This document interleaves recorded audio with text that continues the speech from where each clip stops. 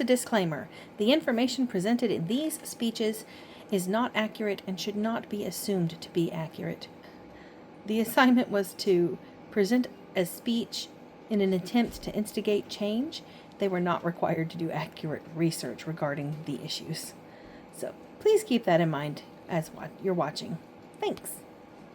Hello, my name is Asher, and I'm going to be giving a presentation on a transportation safety proposal for people who live in our area.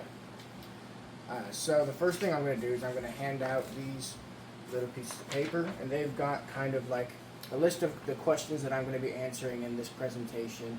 And then if you have a pen or pencil, you can feel free to write your own on it.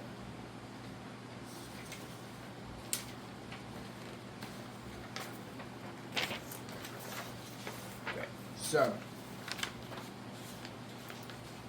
in this presentation, we've got the introduction, the problem and its costs, the solution, what it's going to be like financially, how we're going to do it, implementation, the benefits it'll give, and then I will conclude. So, the problem. So, first of all, we want safety first, okay?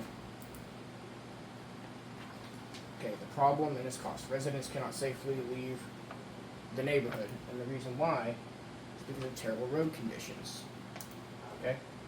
The road is too small, there aren't any bike lanes, there aren't any sidewalks, and the speed limit is very high. So, this road that I'm talking about is County Road 474.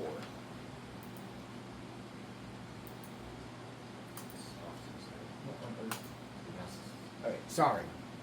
County Road 474 is too small to accommodate for the expanding population and growing residential areas of Lindale.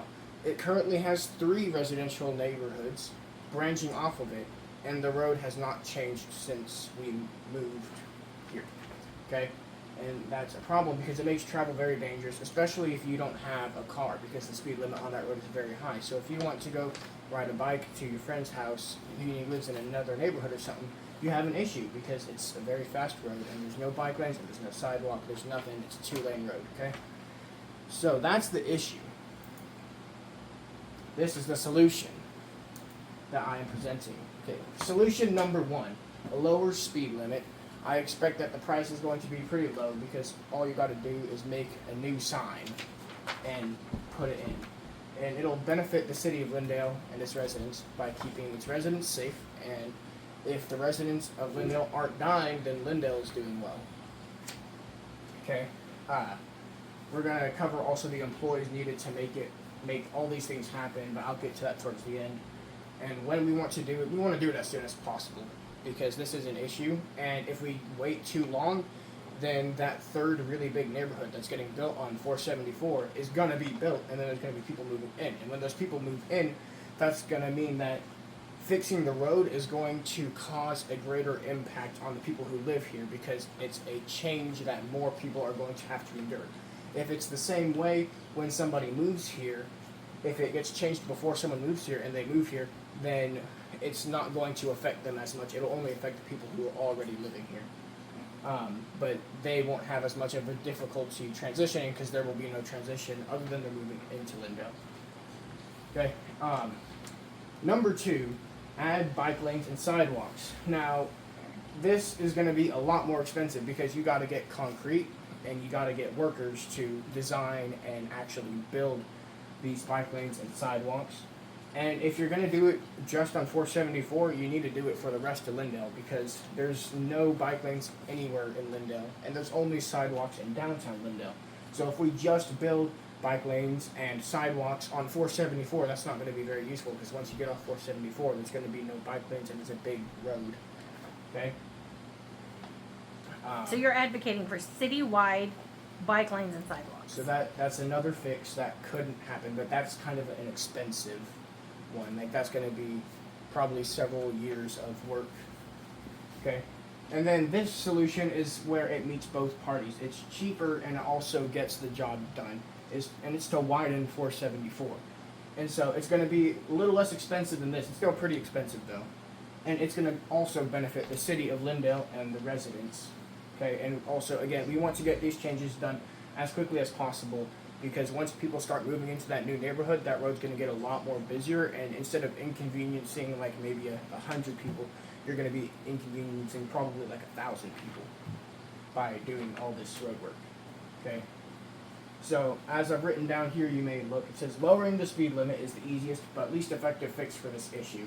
Adding sidewalks and bike lanes would be expensive, and not only would they need to be added on 474, but everywhere else in Lyndale as well. This is my preferred solution because it makes traveling for those without cars the most easy. However, I understand why the city would not want to do that. So, widening 474 is also a valid solution, but joggers and bikers would not be as safe. However, because the road is wider, then traffic would flow easier, and so there would be less risk of car accidents on that road when more people start to move in. So that is my proposed solution. Oh, right. Down here, I have the list of employees that you would need. For a lower speed limit, you really just need a sign maker, and Well, you need somebody to go out and put it up. yeah, put it up. For adding bike lanes and sidewalks, and also widening 474, you're going to need project managers, construction workers, civil construction, and environmental engineers will also be needed. Okay. So that way they can design it, and then your managers are going to be the people who oversee the production and spending on this project, and then the construction workers will be the people actually doing the hard work of putting in the new lanes or the new sidewalks or whatever the city plans to do.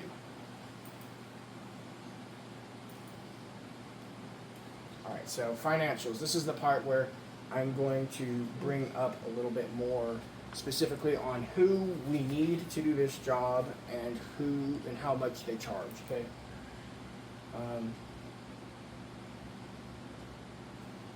Not sure why this slide is in here.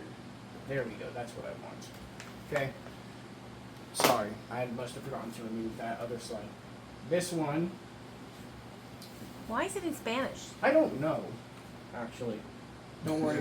Don't worry about this. Don't worry about this. I don't know why that's there. This is what these 3 boxes are. What you want to focus on. I'm pretty sure I deleted all that, but I think it must not have saved the change. It must not have saved the change, but it's a little bit late now. Okay, taxes. So this is my least favorite option. Probably everyone else's least favorite option, but it's to increase taxes for just a few months to try and help pay for these roads. And I don't like it. Y'all won't like it. Anyone who pays taxes isn't going to like it, okay? Next is fundraisers. I'm not sure how much this would earn us, per se, because fundraisers can either be very successful or not very successful. But you can use the fundraiser events to make more money for the roads if money is an issue. And then the next is just whatever is already in our budget. There's about 1.9 million in budget for Lyndale on making these roads and just upkeep for that kind of stuff. So you're proposing we spend our entire budget that's for maintaining the roads of the whole city on widening this one, I'm saying 2-mile this- residential road? This within the rest of this stuff too. So your taxes are gonna definitely gonna go up. There's nothing we can do about it. Fundraisers, just have like a few of those. And also this project, I may have overshot the price a little bit, but I might not have. That was just kind of the average. But also it's a smaller road, so it probably won't be quite $2 million. Okay. But those are some of the ways that we can pay for it. Taxes is probably going to be what ends up happening, but it's got to be paid for some way. So, otherwise, the city could try saving the money. But at this point, now that all those extra neighborhoods are being built, that's kind of not as good of an option, because if we save the money, then what's going to end up happening is people are going to move in, and then we can still do it, but we'd be inconveniencing more people because they've already moved in. So next is implementation, or how it's going to get done. Okay. So so as I said earlier, we're going to need engineers, managers, and construction workers. Don't know why that says the. So I've already found a team of engineers who are willing to do this job. and they charge about $130 an hour. But we just need them to design the roadway. Okay. Pretty sure you have to go through TxDOT's engineers. I found If it's a highway, you do. If it's not a highway, yeah, you probably still. well, this is okay. It's okay. And the managers, I have found some managers, a construction manager and a project manager. And the project manager is willing to charge $20 an hour, and the construction manager is charging $75 an hour. And then construction workers, we're going to use the company that the construction manager works for. We're going to use his construction workers. Okay, and here are their names. Their name is the. I like I said, I think some of my changes didn't get saved, so. So normally when you build a city road, you have to send it out for bids. Are Yep. we saving questions for the end so I can finish? Okay, so down here it does say what the construction workers are supplied. So it says supplied by We Build Inc. Okay, they're willing to supply the construction workers. The engineers' names are Ben Jerome, Joe Sterling, and Dave Darvel. Okay, and the project manager is Martha Blanco, and the construction manager is Bob, last name Builder. Okay. Why do you have commas in between their first and last names? Because that's how you. Oh, I was thinking of inverted. I was thinking of inverted names. But these aren't inverted, so I didn't need commas. Sorry. You and your commas. I love them. You love Marketing. commas. Okay. I don't know why it says marketing. That several of my changes most not going to save. I guess when I accidentally closed it, it didn't save all of them. That's supposed to be pros and cons, but the pros are that it makes safer travel and more mobility. So if you don't have a car, you can get places better. Are we just skipping over marketing? Do you know what you That would say? That was supposed to say pros and cons, and for some reason it Okay. didn't. Gotcha. So marketing. I accidentally closed it earlier, and I think it didn't save all the changes that I Okay. made. You've said that like 3 times. Right. Yeah. My question was: is this supposed to be talking about This is marketing, supposed to or be is the talking- marketing slide wrong? The marketing slide is wrong. It's supposed to Okay. be talking about the Keep going. pros and what's good about this and what's bad about this. So more mobility, and then also people will feel safer knowing that they have a safer road. Whenever they leave their neighborhood, they're not driving into a death trap. They're going into a safer road. Okay, and that will lead to a higher population because if people don't feel safe living somewhere, they're going to move. All right, but if they feel safe, they're going to stay. And higher population means more taxes earned. So that's good for Lindale. So this is benefiting the people and also those who are in office currently, because they'll be getting more taxes whenever the people who are coming to Lindale actually move in and the houses are built. Also, it will be good for everyone because there will be less accidents and less property damage caused by car wrecks. So, because once all those people move in, if there's, like I said, 1,000 people living in neighborhoods all connected to 474, then there's probably going to start having some car wrecks or issues with that road. So it's a good idea to try and make it safer for people. Okay, and also traffic will flow better. However, the cons, okay, it's expensive. I will say it is very expensive. It's like a very large project. Okay. Also, because of there's already 2 neighborhoods on 474.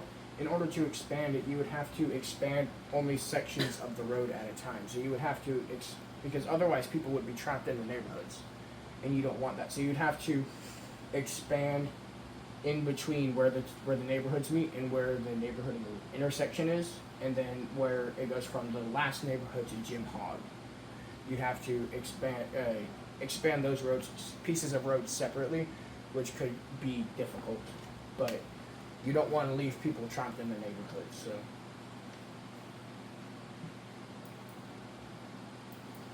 Time. That too, because it's going to take a lot of time. 16's already under construction. It has been for how long? My Too mouse is long. broken. Long, over a year.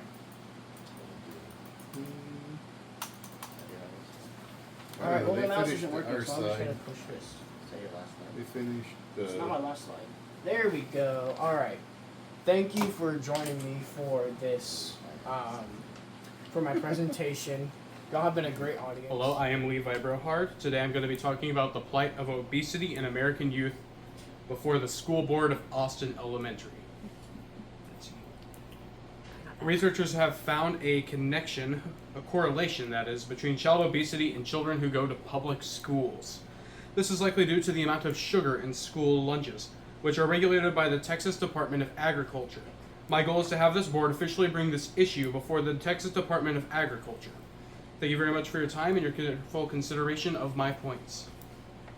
Over 20% of Texan children are obese, as shown by this first article here.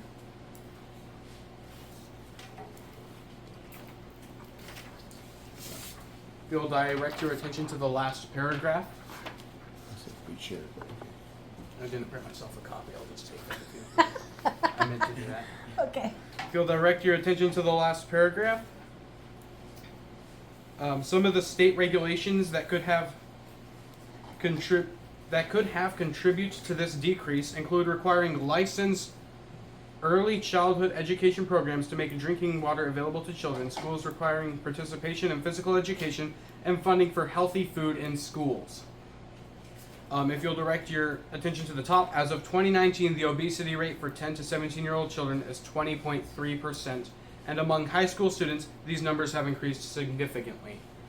So according to the Texas Oral Health Coalition, this is a problem, and the solution is better lunches and more water. Obesity leads to many health issues, such as, increased risk of heart disease, breathing problems, type 2 diabetes, and certain cancers. A healthier diet could save many students from health issues. Making school lunches more nutritious would greatly reduce the student obesity rate, making students healthier. This would not increase costs by a very large amount, as ranch could be replaced with gravy and carrots, and more vegetables could be cooked with the meat. And instead of serving raw carrots with high-calorie sauces, you would have more appealing food with less fat and sugar and calories. Lowering the amount of sugars in school lunches will also cost less in sugar. Sugar is an additive with a relatively high cost. Healthier lunches could cause picky eaters to neglect eating their vegetables. A lack of healthier lunches could cause picky eaters to neglect lunch or throw away food. To solve this, vegetables should be presented in a manner that makes them more friendly, like instead of, raw broccoli soup, where the flavor is appreciated rather than singled out. Cooking and serving them differently would just greatly increase the amount of students who actually eat their vegetables. Do you have some statistics to back up that claim? Have there been any research studies saying that kids tend to eat vegetables more if they're cooked than raw? Yes, but I didn't reference them because I couldn't find one from the government sites, and I specifically used government sites for this research. More skilled cafeteria ladies might be required in order to make this better presentation of food possible. But for the creativity that this would require, I think it's in our budget. I think that any amount of money we need could be easily gotten from a redirection of the TDA, that is the Texas Department of Agriculture's efforts, if they would redirect that money from sugar into salaries for lunch ladies. Only ladies? What about the lunch men? Lunchmen are a subclass of lunch lady. Oh, okay. Do you mean lunch workers, maybe? Sure. Cafeteria workers. Cafeteria workers. My grammar They is make exactly. breakfast too. They do. And if the TDA could be convinced of the necessity of healthier public school lunches and convinced to act upon that necessity, they may not only provide a solution, but also provide publicity that this issue requires. And they might influence the current generations to impact the future ones in more positive ways. There are currently no laws restricting the amount of sugar allowed in school lunches, so maybe that could be a future goal. Our budget could easily afford hiring more expensive lunch ladies by up to $5,000 each year if necessary. Giving students food with less sugar will also help them focus in class. They will experience less energy directly after lunch and more later in the day. According to this article, if you will direct your attention to the bottom paragraph, the findings highlight the potentially detrimental effect of excessive long-term or prenatal added sugar consumption on cognitive function. The emphasis is mine, that is the italics in your paper handouts. And this is from the National Library of Medicine, the article, The Impact of Free and Added Sugars on Cognitive Function.